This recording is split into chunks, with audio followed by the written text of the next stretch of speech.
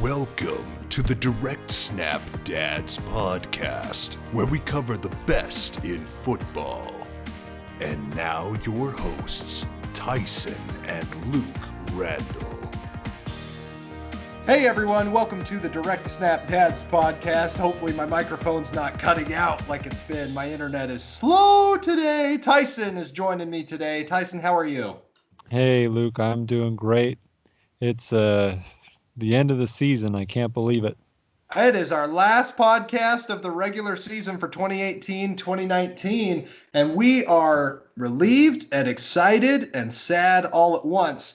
But the first thing we're going to do, let's talk about the epic, awesome, amazing, star-studded, high-scoring affair that was not Super Bowl 53. Oh, man. This game. Oh, my goodness. This is probably the worst Super Bowl. I even think the Ravens-Giants Super Bowl was better than this one. I really do. I mean, because at least it had some cool kick returns and defensive performance. What was going on in this game, Tyson?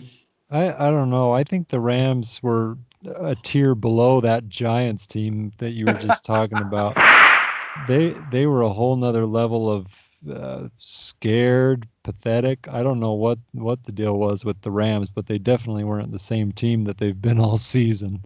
My goodness, they were nothing. I mean, I'll hand it to their defense. The defense played all right, because if you would have told me before the game that they were going to hold the Patriots to 13 points, I'd be like, all right, this is going to be a really good performance by the Rams. But I didn't know that their offense was, reminiscent of the Cleveland Browns 2017 team. Right. It's really ironic that this season, I was reading that this season had the most points scored ever, and then the Super Bowl, this is the lowest scoring Super Bowl in history. Yeah, I think even Super Bowl 7, the Dolphins-Redskins was higher scoring than this, the 14-7. Yeah, that's more points. This had a combined 16 points. I mean, the first half, what was it? 3-0, 3-3. I looked at it at halftime and I was like, "Oh my goodness, this is bad." Yeah, I think it was 3-3 at halftime, and the first touchdown wasn't even scored till there were like 7 minutes left in the fourth quarter. The Patriots finally put a drive together, and That was Tom Brady's one shining moment. He had one shining drive, throwing it to Gronk, landing on the 2-yard line, and then they got it in to the end zone. But other than that, I mean, Brady did play better than Goff. I could say that. oh yeah, so Brady, his passer rating was like 71.5. Definitely not his best game. He really didn't do anything. He threw a pick in the first quarter. I think he fumbled the ball once too, and his only redeeming moment was that drive that they put together to score that touchdown. And that was basically all it took to win the game. Right.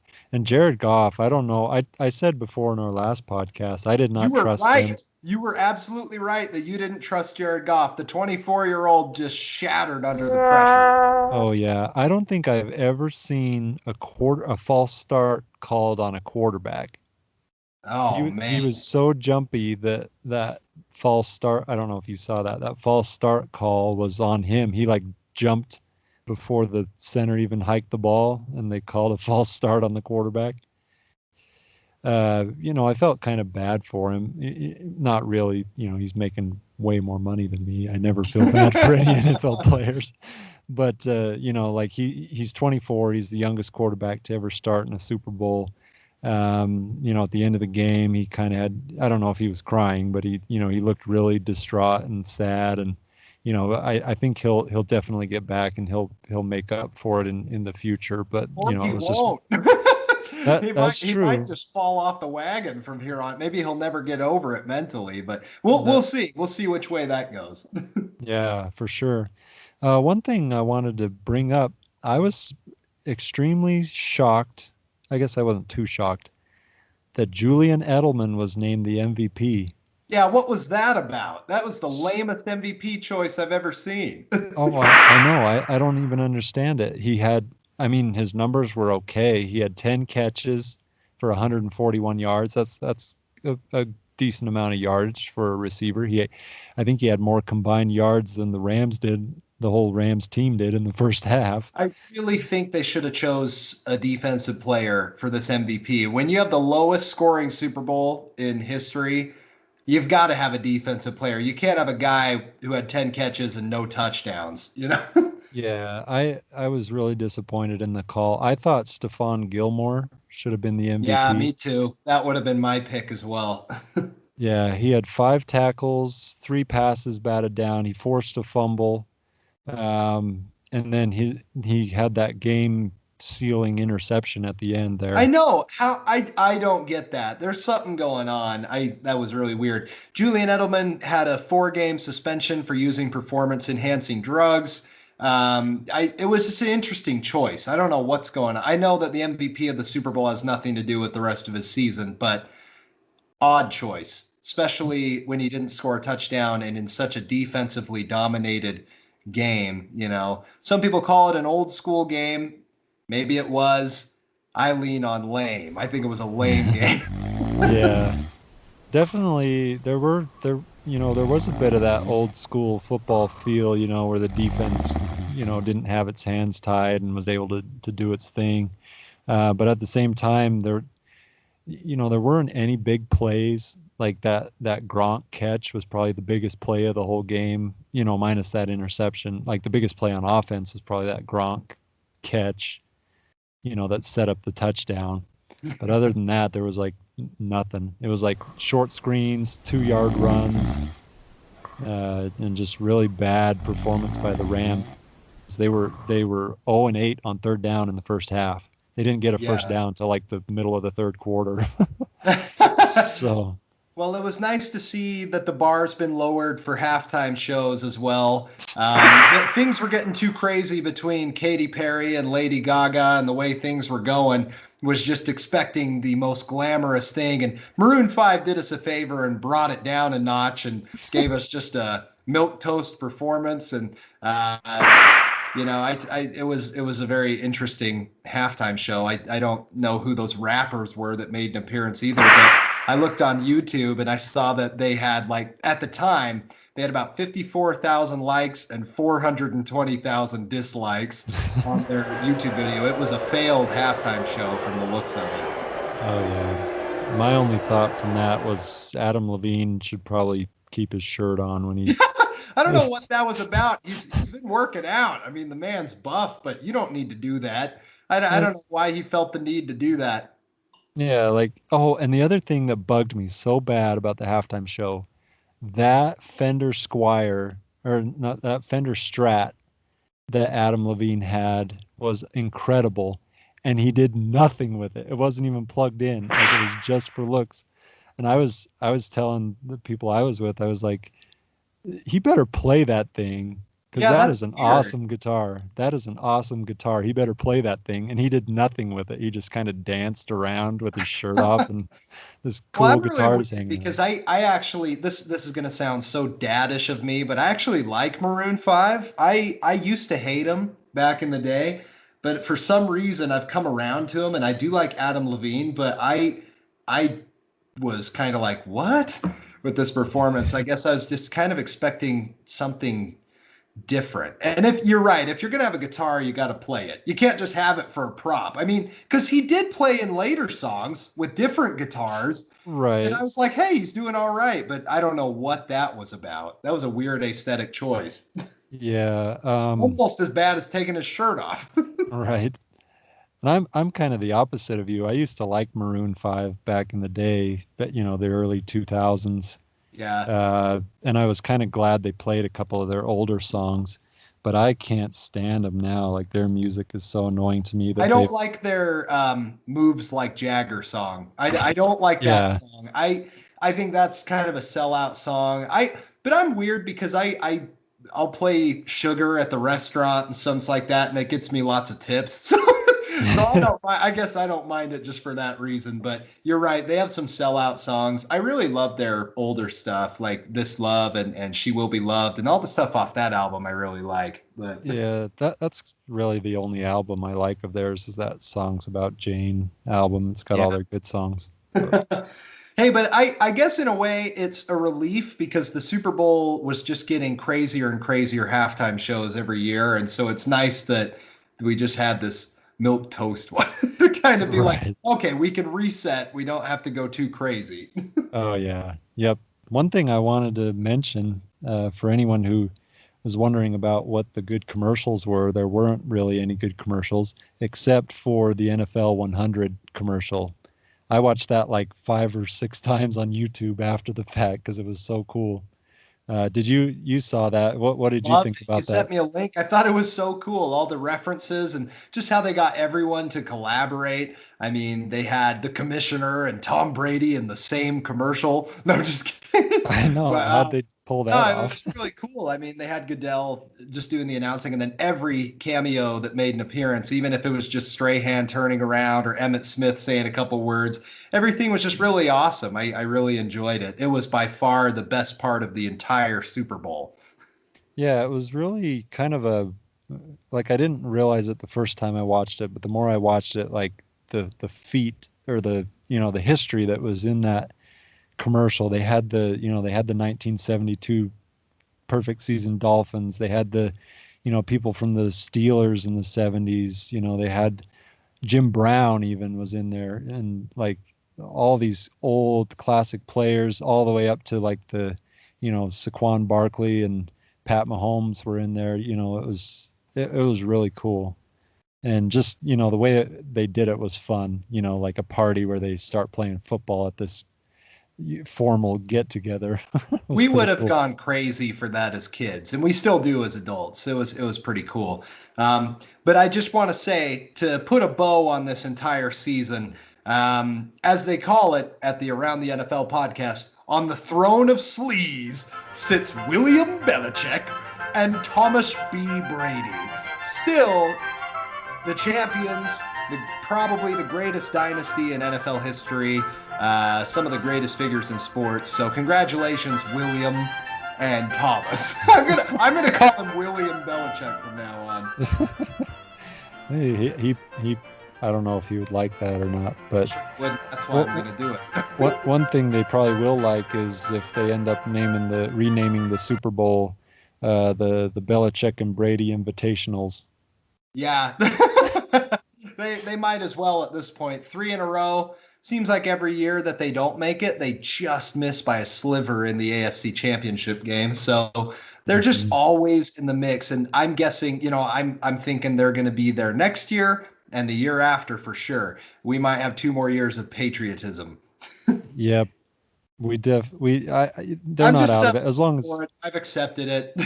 Yeah, I have too. And when you kind of get over the fact that, we don't like the Patriots, it's pretty cool, because as a kid I liked like Michael Jordan. It was fun to see the greatness of a team or player kind of shine. And I'm trying to just enjoy, because 50 years down the road, you know, this is going to be like one of those things like, oh, Johnny Unitas or Joe Namath, one of these, it'll be better than that, but like, just Yeah. one of those historic things like, oh, you remember 50 years ago, the Patriots were like, And it's going to be, I honestly think it's going to be bigger than the 70s Steelers, the 80s Niners, or the 90s Cowboys. It's going to just be bigger because it was 2 decades that it spanned. mhm, And yeah, right now, it looks like it could stretch into 3 decades, just barely. yeah, So, it I mean, could. if they go another 2 or 3 solid years, then they will span more than, they'll be heading up towards 30. We could have Anyways, phase three of the dynasty. the Third Reich of William Belichick and his loyal subjects. But, Yeah. so let's do some Super Bowl trivia, Tyson. You want to explain this next segment to our listeners? Yeah, so we found some Super Bowl trivia online. There's 4 sections with 5 questions each. We don't have to go through all of them, but I figured we could ask the question on here and then Luke and I could try to guess, and then we'll see how well we do on this Super Bowl trivia. So First one to 5 points or something. Okay, yeah, that's fine. So But there's if one of us gets to 5 and we've just been back and forth, like the home team, the visiting team gets to match or whatever. I don't know. yeah. Okay, so we've got easy, medium, hard, or very hard. What category do you want to start with? Let's start with easy. Let's just get the easy ones out of the way. Okay. And then we'll work up. So the question is, so there's a picture of a Rams quarterback, number 13. Warner. Yep. That's the only Rams 13 I can think of. I didn't even need to see the picture. Yeah. It says this quarterback holds the Super Bowl record for most career passing yards with 1,156. That's and it says, who is it? Kurt Warner. Very good. All right, cool. So, let's get you one. Okay, next question. What team won Super Bowl 41 in the 2006 season? And the answer is the Indianapolis Colts. I had to beat the Bears. Yep, you got it. All right, my turn. Let's move up to a medium. Okay, category of medium. Of the 8 Super Bowl games in which the Dallas Cowboys appeared, how many did they win? This is a medium question. Let's see. I just have to think through this. I think 5. I'm going to say 5. Okay. 5. Yep, you got it. I had to think through that. All right, my question. What defensive player was MVP of Super Bowl 35 in the 2000 season? And that was definitely Ray Lewis. And I got that one right. Nice. Man, these are easy. What team won the first? Hard one. Oh, okay. Is this a hard or a medium? That's a medium. Let's go to category hard here. Yeah, we need hard questions. Okay. At what Super Bowl did the Oakland Raiders become the first wild card team to win a Super Bowl? To win a Super Bowl? Yep. Oh, boy. And they were the Oakland Raiders at this time. Just a hint. Oh, okay. So your choices are, so there's 4 choices. Oh, Super good. Bowl, I get choices. Yeah. Super Bowl 15, Super Bowl 10, Super Bowl 40, and Super Bowl 20. So 2 of those didn't even feature the Raiders. Yeah, I was going to say they weren't in 2 of those. What were so not 10 and not 20. What were the other 2 choices? So 15 and 10. And then 40 and 20. I'm going to say 15. It almost seems like the one that beat the Eagles could have been it. Yep. That is correct. That's nice. Okay. The Raiders were actually the first wild card team to ever make it and win the Super Bowl. And that was the year they did it. Nice. Okay. So here's my question. What team holds the record for most points scored in a Super Bowl? That's definitely the 49ers. 55-10 on the Broncos. Yeah. So we can either go to 5 or we can go until one of us misses like 2 of them or something. I don't know. Or misses 1. I don't even know. First one to miss loses. Okay. Well, let's go to category. They actually only have 5 questions in each category. Oh, okay. It looks like. So let's do the whole. So there's 5 questions in very hard. Yeah, let's just go to those. All right, cool. Okay. All right. Which team has had the most first downs in a Super Bowl game? Oh! The choices are the 49ers, the Cowboys, the Steelers, or the Broncos. Holy cow. I feel like it could be any of those. Wait, is this like first downs collectively in all their Super Bowl appearances or just in one Super Bowl they had the most? In one. In one Super Bowl they had the most. Well, I am not sure about this, but I do feel like there's a good chance the 49ers could hold that because of the Denver stuff. But then again, they had a bunch of big plays. So, that's tough. I think because of Emmitt Smith, I'm going to go with the Cowboys, and I'm probably going to regret it because it's probably the Niners. But I choose Cowboys. Okay. So the answer was the 49ers. Oh! Well, I'm out. Man. Well, I might get out here. Let's see. According to Nielsen, which of the following Super Bowls had the most television viewers? So Super Bowl 13, which was the Steelers and Cowboys. Super Bowl 45, which was the Steelers and Packers. 42, Patriots and Giants. Or 44, Colts versus Saints. That's tough. I mean, that's one of those is stupid, but the other is kind of tough. You know, there's 3 that are more recent, and then the Super Bowl 13 is the old one, which makes me think that it's Super Bowl 13 because ratings have declined over the years. So I'm going to guess Super Bowl 13, Steelers and Cowboys. No.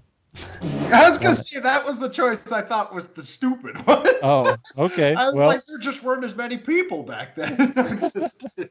Well, I got played by the system, I guess. Which one is it? So Super Bowl 45, Steelers and Packers. Huh. Okay. Wow. That's interesting. Does it say that that's the most of all time or just out of those 4? All time. Oh, okay. Huh. That's weird. I didn't even watch that one.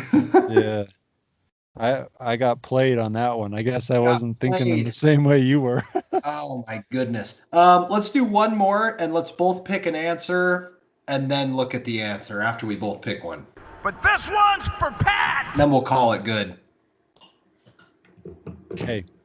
What was the attendance of Super Bowl 40 in Detroit, Michigan? Holy cow. Was it 68,206, 69,101, 70,834, or 71,012? What kind of question is this? Should we? I don't know. I would want to pick the highest one. This would be my choice. Okay, I will go ahead and pick. So if you pick 71,012, I will pick a different. I'll pick the 70,834, the one right under it. Okay. Hey, you were right. It was 71,012. Right. Well, this is stupid. Let's move on to something else. But this one's for Pat. Yeah, sorry, these weren't as good as I thought they would be. Oh, it's okay. No, they were pretty good. There were some good ones there. I think maybe we should create our own questions and give them to each other. Yeah. Next time. Yeah, I didn't like that, but I didn't really have time to plan. I just Googled. Well, you're good. No, this worked. I thought this was good. Hey, listeners, so we're starting to get close to winding down our final podcast of the season. Tyson has brought a football card for us to take a look at today. Tyson, what do you got for us? All right, so the card I've got today is a 1997 Upper Deck Jerry Rice, and the series is called Names of the Game. And they give nicknames to all the players on this, and Jerry Rice's is Goldfingers. Oh, nice. That's creative because of the 49ers, but I lost that card. We had the same cards that year. Like this, we both had this collection of them anyways. Yeah, we did. And it's funny because I remember when we first got them, you were giving me all your Dolphins cards, and I was giving you all my 49ers cards. And then we realized that they were all the same, so we gave them back. Yeah. Oh, man, that's great. Goldfingers, good old Jerry Rice. Yeah, so I'll read the back of it here. It says, having caught more passes for more yards and scored more touchdowns during his career than any other player in pro football history, San Francisco's Jerry Rice has used his gold fingers to become one of the greatest wide receivers ever to grace the NFL's gridiron.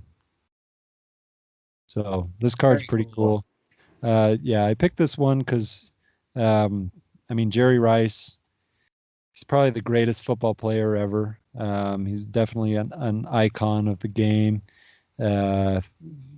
Especially just having done the Super Bowl. I think he was Super Bowl MVP at least once, wasn't he?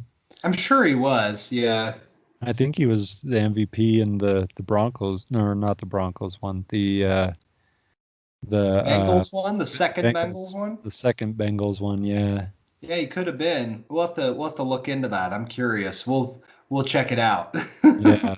So anyway, this is the cool card I've got, and we'll show it here on YouTube. so all of you listeners can see it on there. It is our last chance now for the 1 through 99 numbers game. So what we do, Tyson, is I pick a number between 1 and 99, and you let me know which football player that wore that number comes to your mind first, and vice versa. You'll give me one, I'll give you one. All right, Tyson, your number this week is 83. 83. Oh my goodness. What is that guy's name? The first guy that came to my mind was that Falcons tight end back in the day when Michael Vick was the quarterback. I don't even know who that is. I can't even think of someone. I can't even think. Algie Crumpler. I think was his name. Yeah. Crumpler. I couldn't remember his name, but I can see him. Crumpler. Yeah. I guess the second one that came to mind was Wes Welker. Yeah, Wes Welker is a big one. My first was J.J. Stokes. Okay. Back in the day, because we had a car to him. Yeah. Oh my goodness. Who else is there? That's kind of one of those lesser used 80s numbers for. It is, isn't it? I mean, you think about numbers like 52 and 80, and and they're all just widely used, but 83 not so much.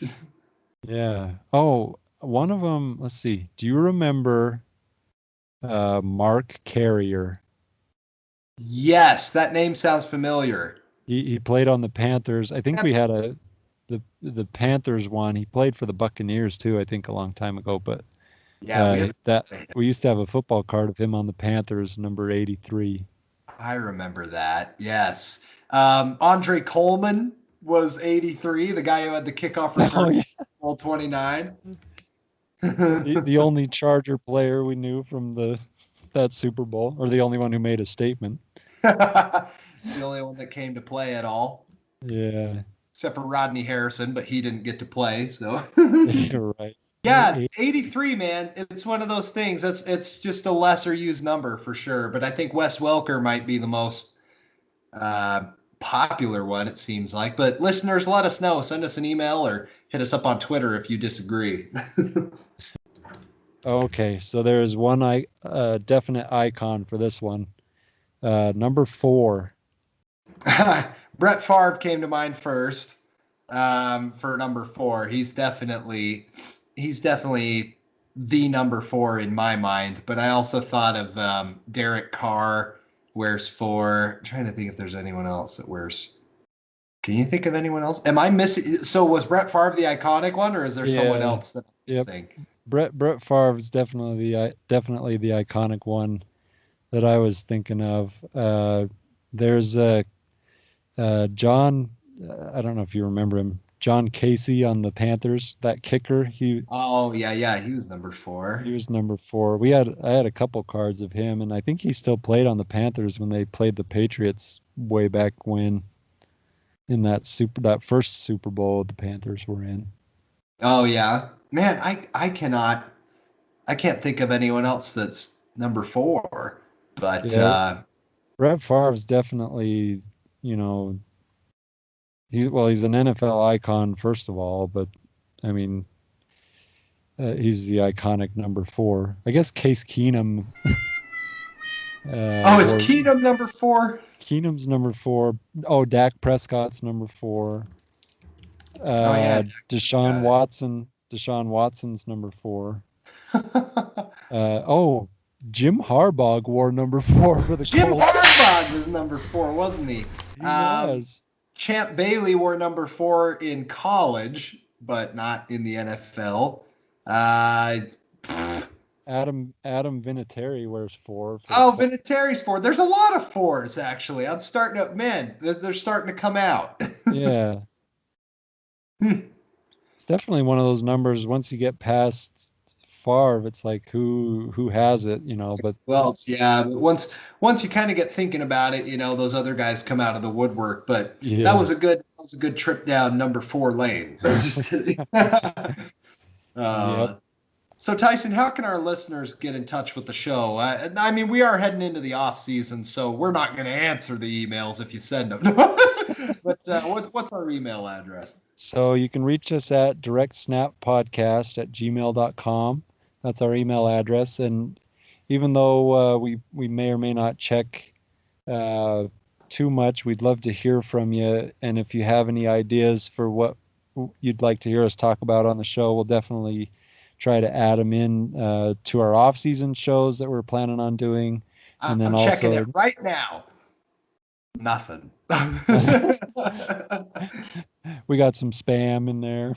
Yeah, some spam, Twitter support for our locked account. Yeah. But send us mail. We'd love to hear from you.